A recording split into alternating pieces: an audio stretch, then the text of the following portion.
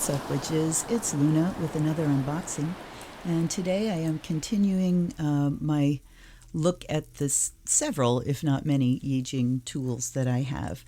The first two that I reviewed the other day, and I will link that video at the end of this one. I started with those two tools because they actually have you doing the process as it was originally meant to be done, with coins or with the yarrow stick. So if you're interested in that process, and you should be if you're interested in the I Ching, go look towards the end of this video and check that one out. Now we move into the more questionable tools, and they are the card decks that I have of the I Ching. Now, as I said in the first video, the reason it's called the Book of Changes is because you're dealing with hexagrams built up of 6 lines from the bottom to the top, and you use coins or yarrow sticks to determine what kind of line you will get each time. And there are certain strong lines that then change into their opposite. So there are yang lines that are solid, yin lines that are broken. And when you're tossing the coins, you have 3 coins. One side, the yin side, is worth 2 points. The yang side is worth 3 points. And when you get triples, when you toss them and get 3 yins to make a 6 or 3 yangs to make a 9, those are strong lines that will turn into their opposite and give you a new hexagram. The ones that are combinations of yin and yang, if it's an even number, it's yin, but it's not a strong line. And same with yang. If you get a 7, it's yang, but not a strong line.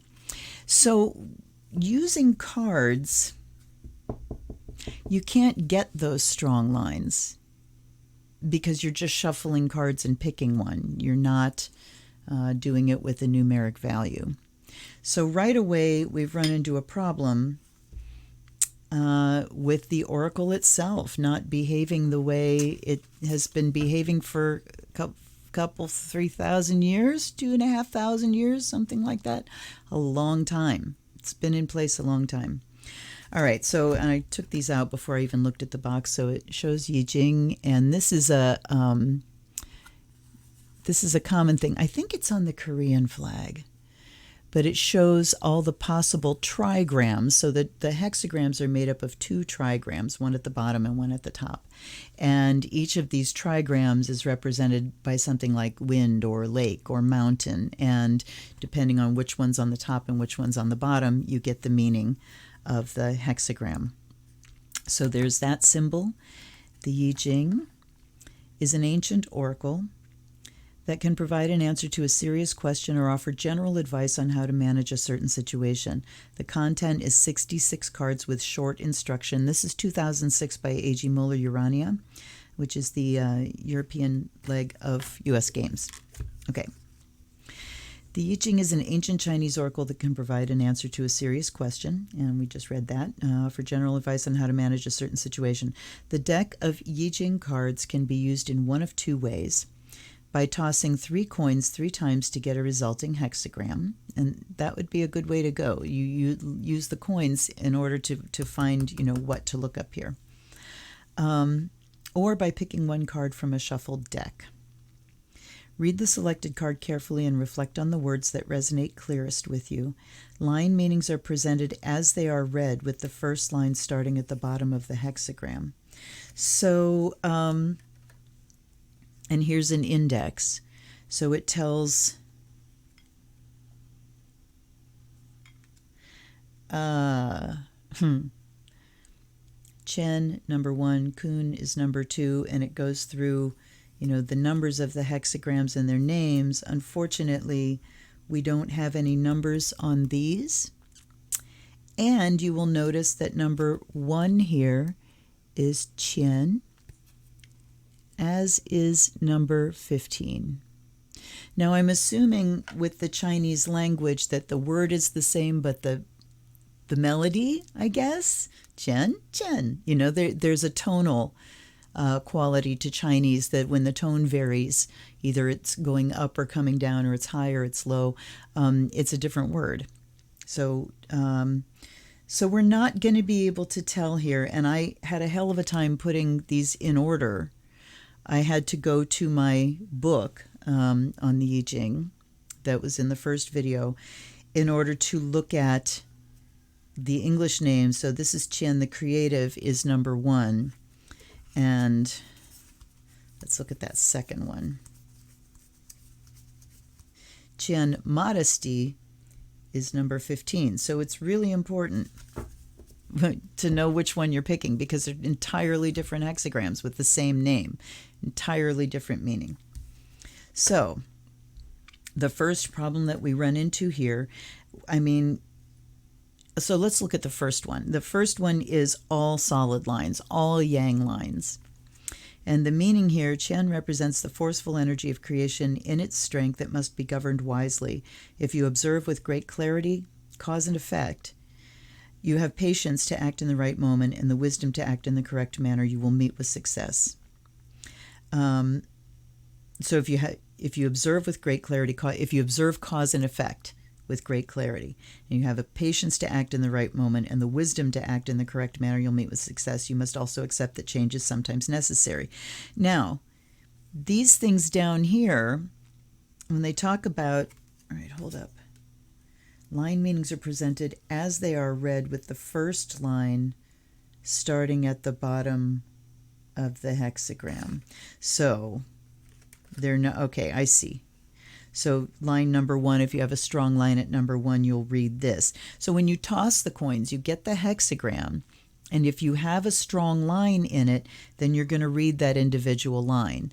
Because we can't do that without coins, hold up. I'm grabbing my coins. I don't like it when there's a thing, let me back up a little bit here.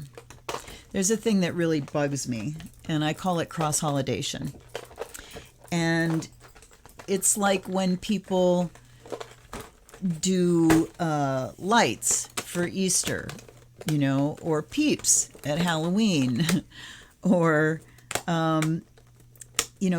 things for a holiday that are meant to be for another holiday. So lights are for Yule. It's the dark time of the year. The magic we're doing is to bring the light back, right? Bring the sun back.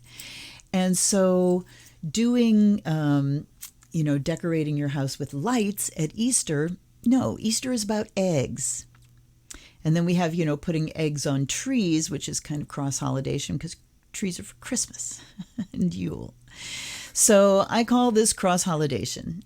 And it's like, things become less special when you do them all the time, right? If you had a Christmas tree up in your house all the time, would it feel like Christmas when Christmas rolls around? Not really. It's the specialness and the rarity of things that really make them feel special. And everything in its proper place. Well, I feel the same way about this, that this is an oracle that is meant to be, you're meant to toss coins so that you get these strong lines.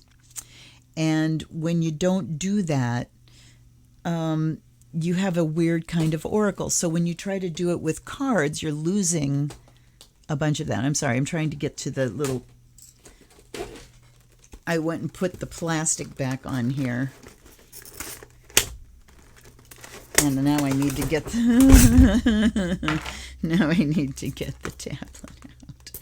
Oh my God, you guys are so patient. All right. All right. Now I don't have a freaking pen. Oh, holy shit. Hold on.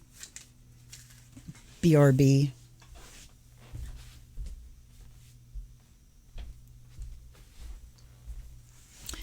Guess what else? Today Mercury is officially stationary retro. So all of this mess is, kind of typical. I had a doctor's appointment this morning at 8 o'clock, and they specifically told me and wrote in great big letters on the appointment card, be there at 7:45. So I got there at 7:45, actually 7:48. and their door was locked. So, yeah, here we go. All right. So I am going to do this with coins because I want to give the meanings in the deck priority and see if this works as a deck like that. All right. So we're going to toss some coins here. And I guess, here, let's do this first. Allies and ancestors, guides and guardians, come on in. Come on in and give us a real authentic go with this oracle. This ancient, ancient oracle, probably the oldest that's still around for us today. Other than just like reading, you know, everything that's around you. That's the oldest one. But this one's been around for a long time. So I'm going to use the bottom of this page. All right, what do we need to know? And, you know, I'm not going through all of these cards. I guess we can go through the name. Oh my God, is this a fucking Mercury retro video or what? So, the creative, the receptive, difficult beginnings, and you notice how these are turning into their opposites, kind of, not entirely. Difficult begins, youthful folly, waiting, conflict, the army, holding together, taming by the small, force or proceed carefully, peace, stagnation, companionship, holding together, modesty, enthusiasm, following, stopping decay, approach, contemplation, biting through, beauty. You notice this is like the second or third P that came up, P and Po, falling apart, return, innocence, taming force, the corners of the mouth. And I mean, look at the image, the corners of the mouth. Predominance of the Great Lake, the abyss, brightness, influence, duration, retreat, power of the great, progress, darkening of the light, the family, opposition, obstruction, liberation, decrease, increase, breakthrough, the meeting, gathering together, ascending, oppression, the well, revolution, the cauldron, the arousing, keeping still, development. There's another Chien without an apostrophe this time. Marrying maiden, abundance, the wanderer, the gentle, joy, dispersion, limitation, inner truth, small forces, after completion, before completion, the creative, the creative. We're back at the beginning again. Okay. All right. So those are the basic meanings of each of these hexagrams. Now, when you're looking at a book, it's going to describe it in terms of the top trigram and the bottom trigram. For example, and I knew this was going to get confusing when I got into these because it's the way it goes. So like here's one of the Chiens, modesty. So above is Kun, the receptive earth. Below is Ken, keeping still, mountain. And it'll talk about, you know, the mountain is the youngest son of the creative, blah, blah, dispenses. And it talks about the actual image. Within the earth, a mountain, the image of modesty. Thus the superior man reduces that which is too much, augments that which is too little, weighs them and makes them equal. So it talks about the image before it goes through the line and just the meaning of what, you know, the mountain and, you know, earth and mountain and what that means in their arrangement. But you're not going to get that on these cards. You're just going to get the hexagram on one side, and you're going to get a small description, and then you're going to get the lines. Then you got to go through the whole thing and find the one for after the lines change. So what do we need to know today? What do we need to know in order to thrive, in order to move forward in the best possible way and thrive? Okay, so we have two Yangs. So these coins That side is yang. Pop in. Do it for mom.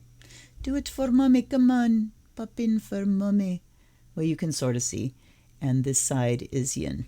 All right, so we have 2 yangs. So that's 6 and 2 is 8, which is a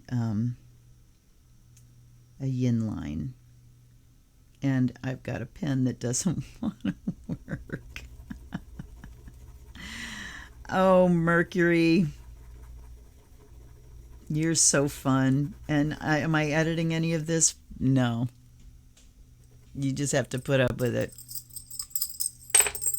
The second one, we have 2 yins. That's 4, and a yang is 7. So 7 and 8 are weak lines. And then we have 4, 7 again. Again, that line won't change. Watch me get no strong lines, and then I won't be able to show you that.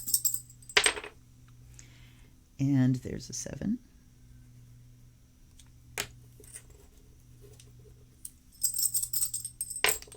Oops. There's an 8. Can I please have one strong line? Where'd it go? Nope, I cannot have one strong line. Oh my God.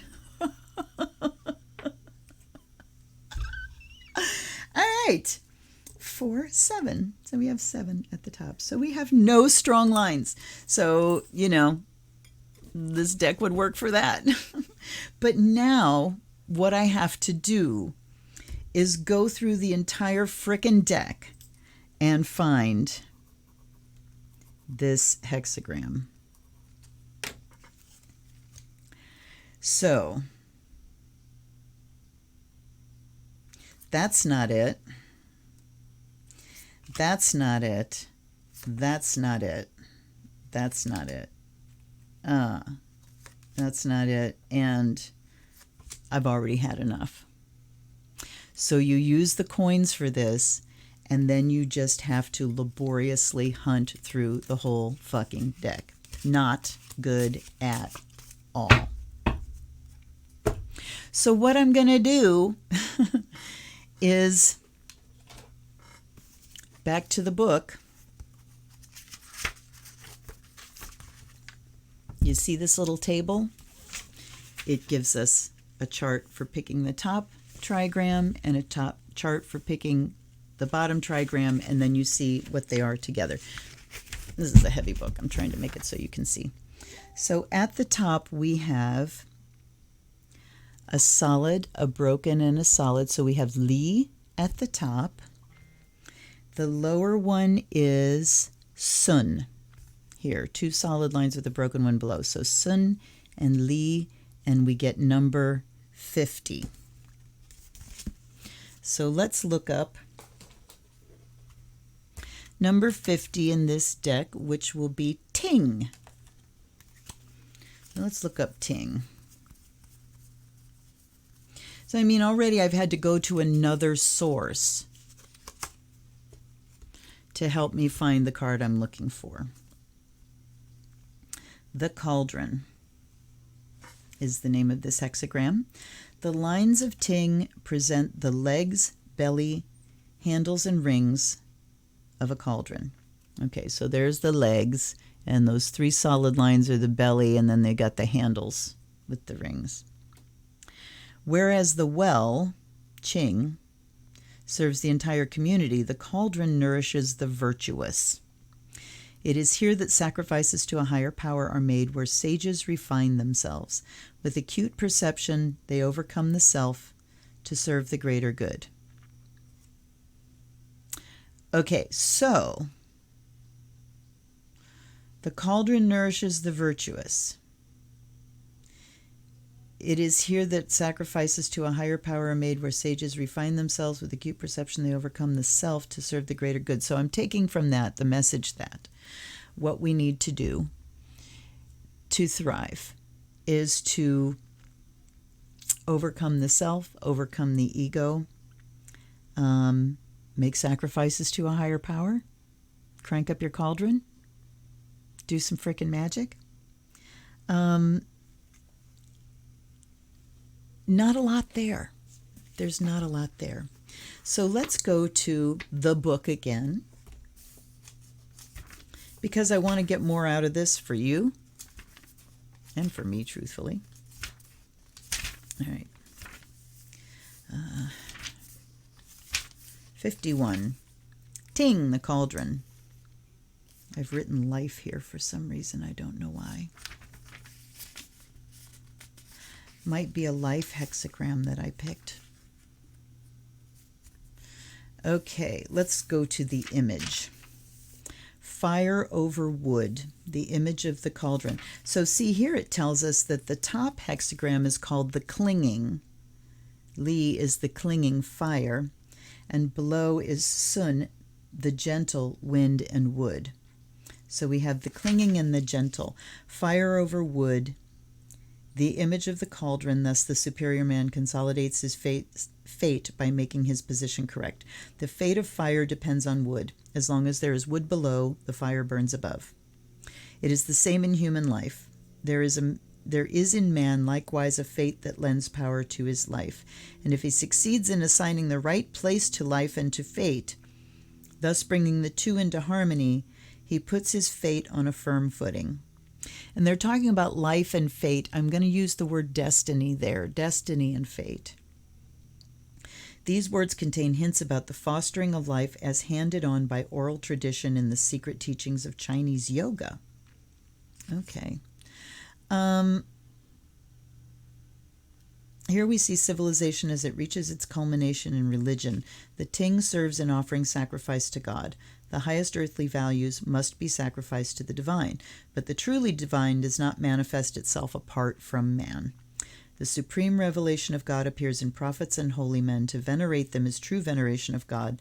The will of God as revealed through them should be accepted in humility. This brings inner enlightenment and true understanding of the world, and this leads to great good fortune and success. That's almost like reading a foreign language to me now, because my belief system is so very different.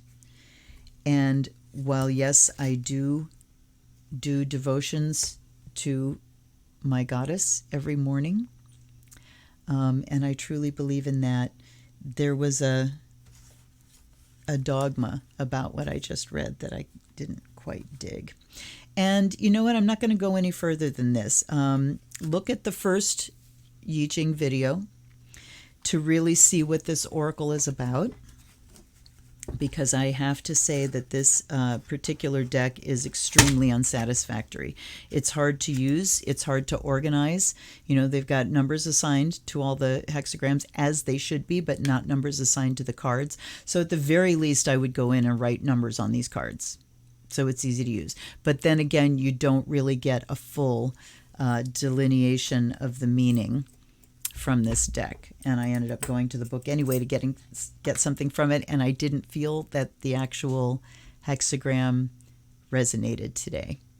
So here you go. Here is your Mercury retro video. It actually stationed yesterday, the day that I'm recording this. So actually pretty appropriate. I hope you got something out of that. More to come. I hope you're going to be here tomorrow for another unboxing. I hope you're going to be here on Wednesdays for a live stream. And I hope you join my Patreon. Down below you will see a link to my Patreon. That will also lead you to my Discord. And time marches on, and new things are happening, and I'm very excited about that. So this is Luna. I will see you every damn day here until you're just well and truly sick of me. See you tomorrow, guys. Please be safe, wear your masks, and till I see you again, blessed be.